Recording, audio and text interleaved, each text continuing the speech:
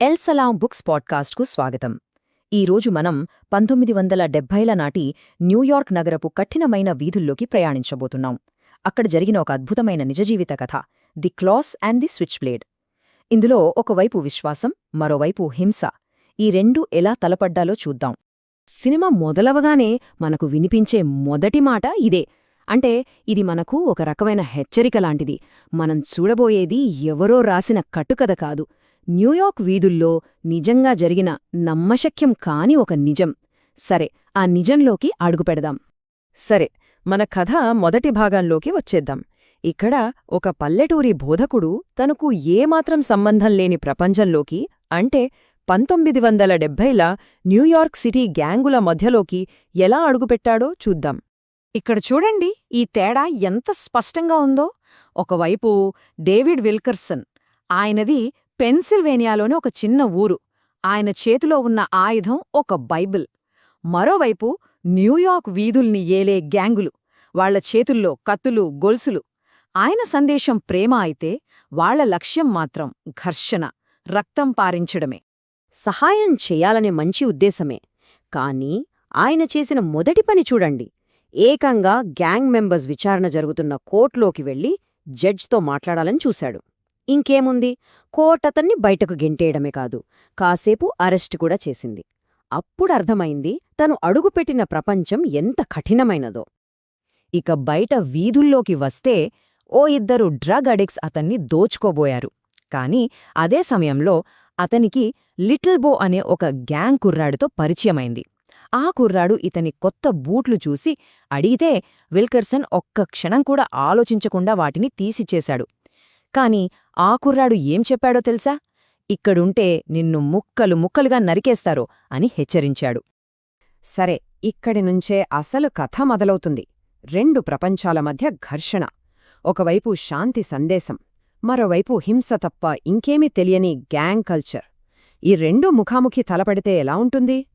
అన్ని గ్యాంగుల్లోకెల్లా అత్యంత క్రూరుడు మావుమావుస్ లీడర్ అయిన మిక్కీ క్రూజ్ని విల్కర్సన్ కలిశాడు. అలాంటి వాడి ముందు నిలబడి విల్కర్సన్ చెప్పిన ఒకే ఒక్క మాట ఇది. మరి ఆ ప్రేమ సందేశానికి వచ్చిన సమాధానమేంటి?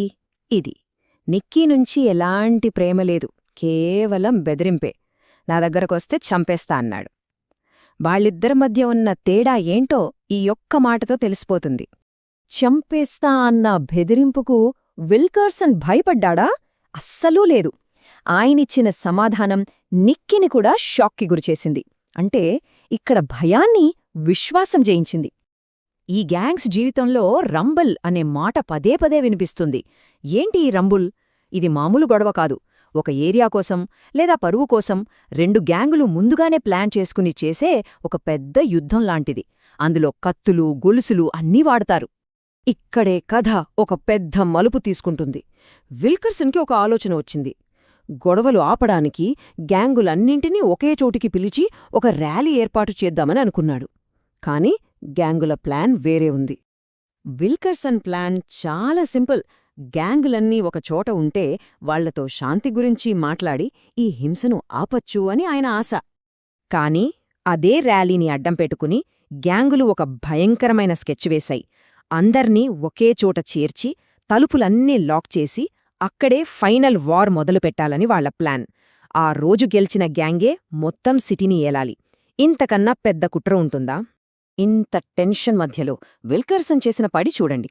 అందరూ కొట్టుకోవడానికి సిద్ధంగా ఉంటే ఆయన మాత్రం వాళ్లలోకెల్లా డేంజరస్ లీడర్లైన నిక్కీ, అబ్దుల్లాలను పిలిచి చందాలు వసూలు చేయమని చెప్పాడు. అంటే ఒక పెద్ద యుద్ధానికి ప్లాన్ చేస్తున్న వాళ్లనే నమ్మాడు. మరి వాళ్ళు ఏం చేశారు? ఆ డబ్బులు తీసుకుని పారిపోయారా? లేదు. ఆశ్చర్యంగా వసూలు చేసిన ప్రతి పైసాను తీసుకెళ్లి విల్కర్సన్కి ఇచ్చారు. బహుశా వాళ్ల జీవితంలో వాళ్లు చూపించిన మొట్టమొదటి నిజాయితీ అదే కావచ్చు. సరే, ఇక్కడితో కథ క్లైమాక్స్కి చేరుకుంది. కత్తి గెలుస్తుందా లేక సిలువ గెలుస్తుందా? ప్లాన్ చేసిన ఆ పెద్ద యుద్ధం ఆగిపోయింది. ఎలాగో ఇప్పుడు చూద్దాం. ఆ రాత్రి ఏం జరిగిందంటే, విల్కర్సన్ ప్రేమ, క్షమ గురించి మాట్లాడటం మొదలుపెట్టాడు. వెంటనే గ్యాంగ్ మెంబర్స్ మా అన్నల్ని చంపారు, మా ఫ్రెండ్స్ని చంపారు అని అరుస్తూ అడ్డుకున్నారు. అయినా సరే విల్కర్సన్ ఆపలేదు. ఒక అద్భుతం జరగాలని ప్రార్థిస్తూ గ్యాంగ్ మెంబర్స్ని ముందుకురమ్మని పిలిచాడు. అంతే, ఒక్కొక్కరు తమ చేతుల్లో ఉన్న ఆయుధాలను కింద పడేసి స్టేజ్ వైపు నడవడం మొదలుపెట్టారు. అందరికన్నా పెద్ద షాక్ ఏంటంటే, అందరికన్నా కఠినంగా ఉన్న మావ్స్ లీడర్ నిక్కీ క్రూజ్ అందరి ముందు మైక్ తీసుకుని చెప్పిన మాట, నేను నా జీవితాన్ని దేవునికి ఇస్తున్నాను. ఇది ఎవ్వరూ ఊహించనిది. ఆ ఒక్క రాత్రి, ఆ ఒక్క సంఘటన జరగాల్సిన ఒక పెద్ద గ్యాంగ్ వార్ నాపేసింది. లెక్కలేనన్ని ప్రాణాలను కాపాడింది. ఒక్క క్షణంలోనే ఆ నగరం తల రాత మారిపోయింది. సరే, కథలో ఇదంతా జరిగింది. మరి దీనివల్ల నిజంగా ఏమన్నా మార్పొచ్చిందా? వచ్చింది. ఆ సంఘటన స్ఫూర్తితోనే టీన్ ఛాలెంజ్ అనే ఒక సంస్థ మొదలైంది.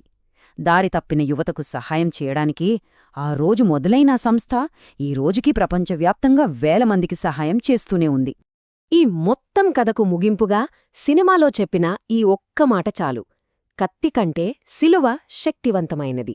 అంటే హింస కంటే ప్రేమ, విశ్వాసం చాలా శక్తివంతమైనవి అని దీనర్థం. మరి ఈ కథ మనందర్నీ ఒక ప్రశ్న అడుగుతుంది.